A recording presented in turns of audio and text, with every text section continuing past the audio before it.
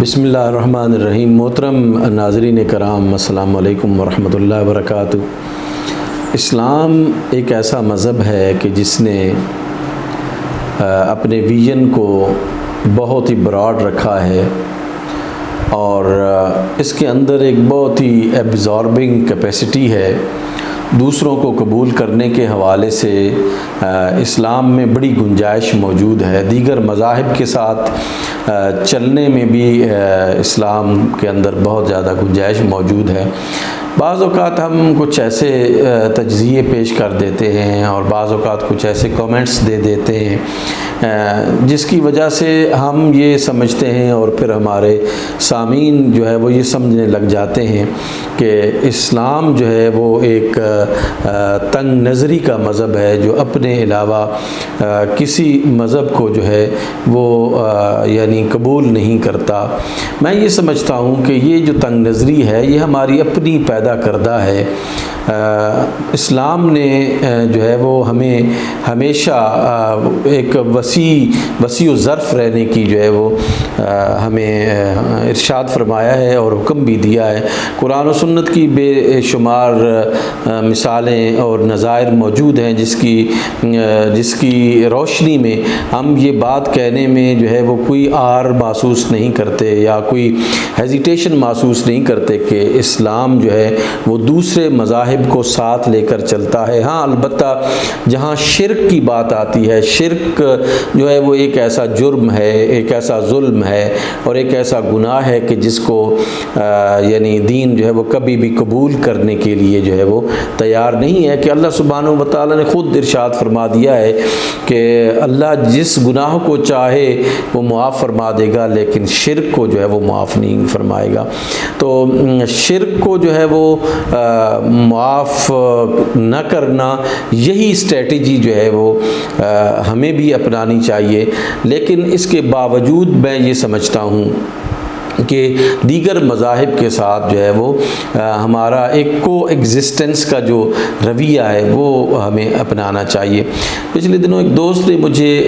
جو ہے وہ ایک ویڈیو کلپ بھیجا تحریک لبیک پاکستان کے چیئرمین جناب محترم مولانا سعد رضوی صاحب کا، جس میں انہوں نے یہ فرمایا کہ اسلام کے اندر جو ہے وہ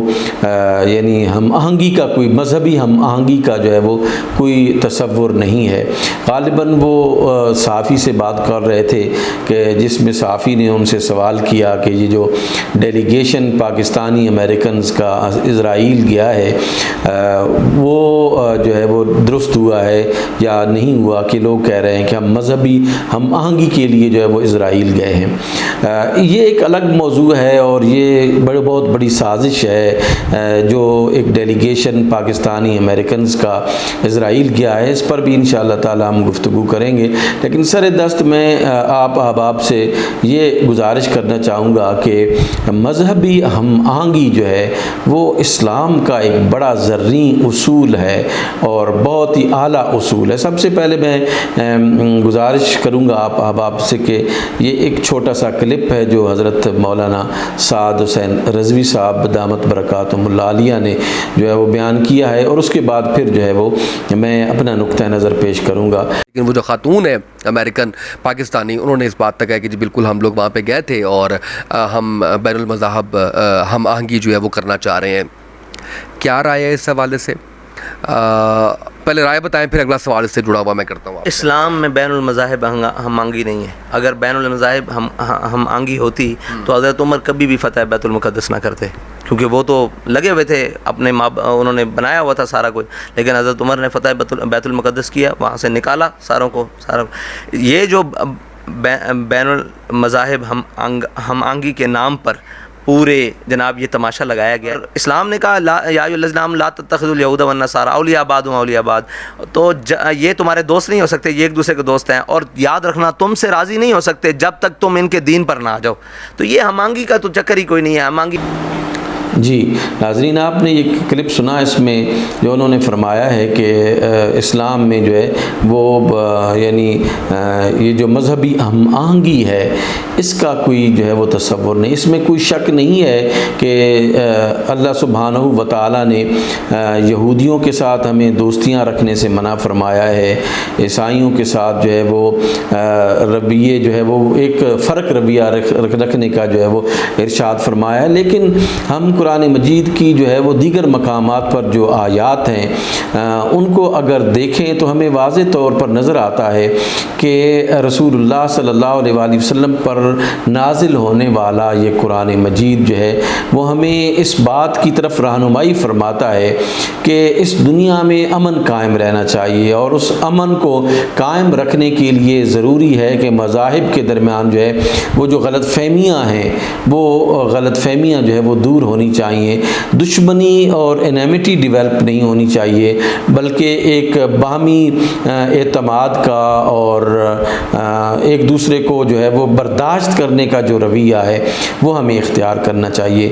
سورہ آل عمران میں اللہ سبحانہ و تعالیٰ نے ارشاد فرمایا، رسول اللہ کو حکم ارشاد فرمایا، قل یا اہل الکتاب تعالوا الی کلمۃ سواء بیننا وبینکم الا نعبد الا اللہ ولا نشرک بہ شیئا ولا یتخذ بعضنا بعضا اربابا من دون اللہ۔ یہ آیہ مبارکہ نص صریح ہے دوسرے مذاہب کے ساتھ جو ہے وہ پیچ اپ رکھنے کی، دوسرے مذاہب کے ساتھ جو ہے وہ ہم آہنگی پیدا کرنے کی، کہ اللہ سبحانہ و تعالیٰ نے فرمایا اے نبی آپ ارشاد فرما دیجئے آئیں ہم ایک ایسے کلمے کی طرف جو ہمارے اور آپ کے درمیان جو ہے وہ بالکل کامن ہے، مساوی ہے، برابر ہے۔ وہ کیا ہے کہ اللہ نعبد الا اللہ، ہم اللہ کی عبادت کرتے ہیں اور اللہ کے علاوہ کسی کی ہم عبادت نہیں کرتے۔ تو اہل کتاب کو جو ہے وہ انوائٹ کیا گیا، دعوت دی گئی کہ وہ اور مسلمان جو ہے وہ ایک ایسے نقطۂ اتحاد پر، یعنی یہ منیمم ہے،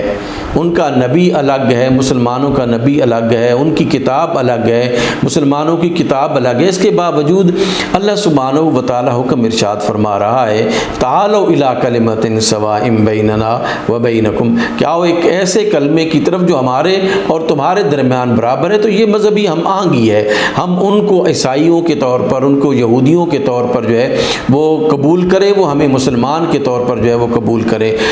یہ سلسلہ اس وجہ سے کہ تاکہ اس دنیا میں امن قائم رہے۔ امن کے قیام کے لیے ضروری ہے کہ غلط فہمیاں جو ہے وہ ختم ہوں، غلط فہمیوں کے ختم ہونے کی وجہ سے سازشیں جو ہے وہ ختم ہونی چاہیے۔ تو میں یہ سمجھتا ہوں کہ مذہبی ہم آہنگی قرآن مجید بھی ہمیں اس بات کی طرف جو ہے وہ متوجہ کرتا ہے، اور پھر رسول اللہ صلی اللہ علیہ وآلہ وسلم کی مبارک سیرت طیبہ سے بھی ہمیں جو چیز ملتی ہے وہ مذہبی ہم آہنگی کے حوالے سے آپ کی سیرت میں بہت سارے پہلو ایسے ہیں جن سے ہم بخوبی اندازہ کر سکتے ہیں کہ آپ صلی اللہ علیہ وآلہ وسلم نے یہودیوں کے ساتھ، عیسائیوں کے ساتھ، اہل کتاب کے ساتھ جو ہے وہ آپ نے معاہدات فرمائے۔ مدینہ النبی صلی اللہ علیہ وسلم میں آپ جب تشریف لائے تو دیگر اقوام کے ساتھ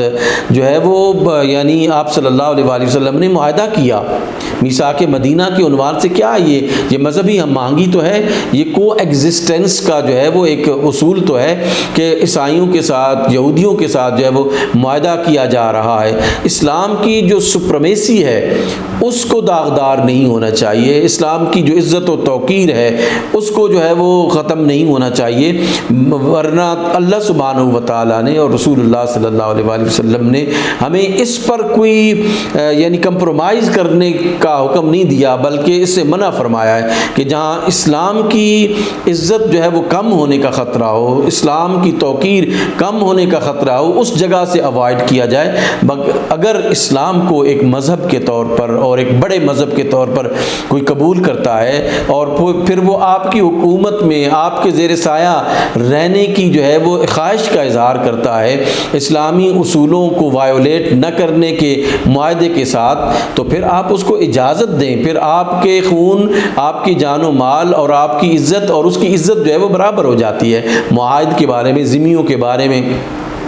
جو ہمیں قرآن مجید اور رسول اللہ صلی اللہ علیہ وسلم نے ہدایات عنایت فرمائی وہ بالکل اس طرح ہیں۔ اسی طرح آپ صلی اللہ علیہ وسلم نے اہل نجران کے ساتھ، نجران کے عیسائیوں کے ساتھ آپ صلی اللہ علیہ وسلم نے معاہدہ فرمایا۔ جب وہ مدینے میں آئے تو آپ نے اپنی مسجد کو، مسجد نبوی کو جو ہے وہ کھول دیا، ان کو اجازت دے دی کہ آپ جو ہے وہ اس میں آپ عبادت کر سکتے ہیں۔ تو یہ ایک یعنی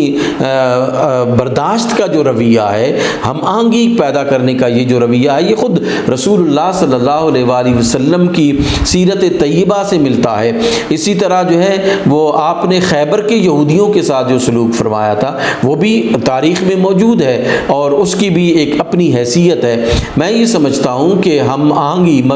ہم بین المذاہب ہم آہنگی جو ہے اس کا تصور قرآن مجید میں، سیرت رسول میں، احادیث رسول مقبول صلی اللہ علیہ وسلم میں موجود ہے۔ یہ کہنا کہ اسلام میں جو ہے وہ مذہبی ہم آہنگی کا کوئی تصور نہیں ہے، میں یہ سمجھتا ہوں کہ یہ جو ہے وہ کسی شخص کی اپنی ذاتی رائے تو ہو سکتی ہے، لیکن یہ اسلام کا نقطہ نظر نہیں ہے۔ میں نے یہ بات جو ہے وہ محض ایک غلط فہمی کے ازالے کے لیے، اور جو میرے فہم و ادراک میں جو چیز ہے میں نے اس حوالے سے یہ بات کی ہے۔ میرا جو ہے وہ حضرت سعد رضوی صاحب کے حوالے سے کوئی منفی سوچ نہیں ہے، اور نہ ہی جو ہے وہ کوئی ایسی بات کرنا مقصود ہے کہ میں ان پر اعتراض کر رہا ہوں، لیکن یہ بات جو میرے ذہن میں آئی وہ میں نے آپ تمام احباب کے سامنے جو ہے وہ پیش کر دی ہے، اور بالکل للہیت اور اخلاص کے ساتھ جو ہے وہ پیش کی ہے۔ ایک بڑی جماعت کے رہبر و رہنما ہیں حضرت سعد رضوی صاحب، اور اہل سنت کی ایک بہت بڑی کثیر تعداد کو وہ لیڈ کرتے ہیں، ہمارے لیے قابل احترام ہیں، اور ہمارے دل میں جو ہے وہ ان کا احترام ہے۔ وہ ان کے والد بزرگ جو ہے وہ علامہ خادم حسین رضوی رحمۃ اللہ علیہ ایک بہت بڑے عاشق رسول تھے، اور انہوں نے عشق رسول کو جو ہے وہ بہت اجاگر کیا اہل سنت کے درمیان، اس وجہ سے ہمیں ان کا احترام ہے۔ لیکن یہ جو بات ہے میں یہ سمجھتا ہوں کہ اس پر ان کو بھی ریویو کرنا چاہیے، اور جس کانٹیسٹ میں انہوں نے بات کی ہے اس کو ذرا مزید اجاگر کر دیں تو یہ زیادہ جو ہے وہ مناسب ہوگا۔ بہرحال جو لوگ ہیں وہ مجھے پہلے بھی جو برا بھلا کہتے ہیں کہتے رہیں، اور مجھے اس کی کوئی پرواہ نہیں، کبھی بھی نہیں ہوتی، جو کچھ بھی کوئی کہے، لیکن میں احقاق حق کے لیے میں نے یہ بات کہی ہے۔ میرا کسی پر تنقید کرنا یا کسی کو جو ہے کرٹیسائز کرنا مقصد نہیں ہے۔ اللہ سبحانہ و تعالی ہمیں باہمی محبتوں سے نوازے اور ایک دوسرے کا احترام کرنے کی توفیق نصیب فرمائے۔ والسلام علیکم ورحمۃ اللہ وبرکاتہ۔